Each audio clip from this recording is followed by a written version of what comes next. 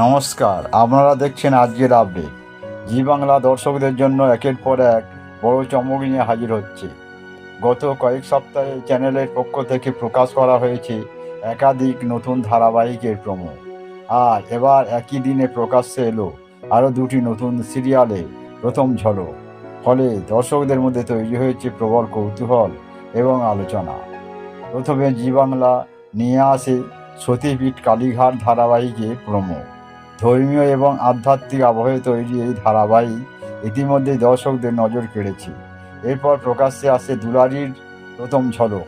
জানা গেছে এই ধারাবাহিকের মুখ্য চরিত্রে অভিনয় করবেন দেবাদ্রিতা বসুর বোন দেবপ্রিয়া বসু।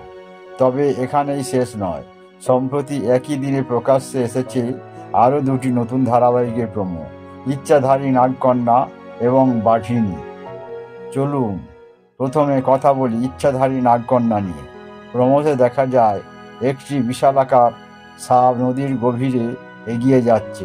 নদীর তলায় রয়েছে মা মনসার এক বিশাল মূর্তি। সাপটি দেবীর সামনে পৌঁছতেই দেবীর চোখ থেকে নির্গত হয় অলৌকিক জ্যোতি, আর সেই জ্যোতির স্পর্শে সাপটি রূপান্তরিত হয় এক সুন্দরী নাগকন্যায়। রহস্য, অলৌকিকতা এবং পৌরাণিক আবহে ভরপুর এই প্রোমো ইতিমধ্যে দর্শকদের মধ্যে উত্তেজনা ছড়িয়েছে।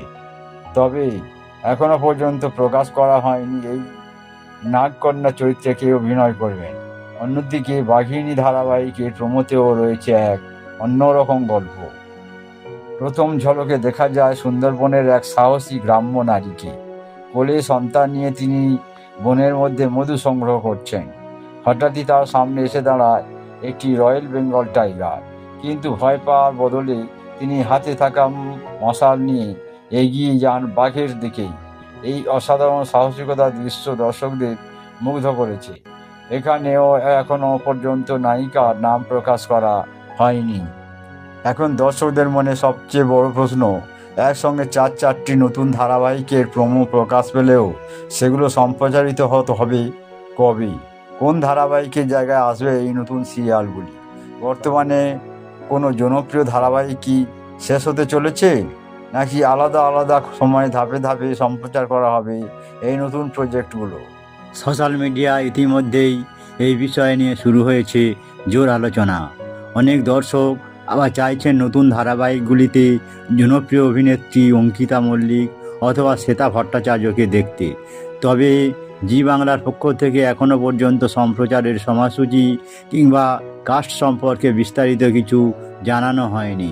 ফলে এখন সকলের নজর চ্যানেলের পরবর্তী ঘোষণার দিকে। আপনাদের কি মনে হয়, এই চারটি ধারাবাহিকের মধ্যে কোনটি সবচেয়ে বেশি জনপ্রিয় হবে? আর কোন অভিনেতা বা অভিনেত্রীকে দেখতে চান এই নতুন সিরিয়ালগুলিতে?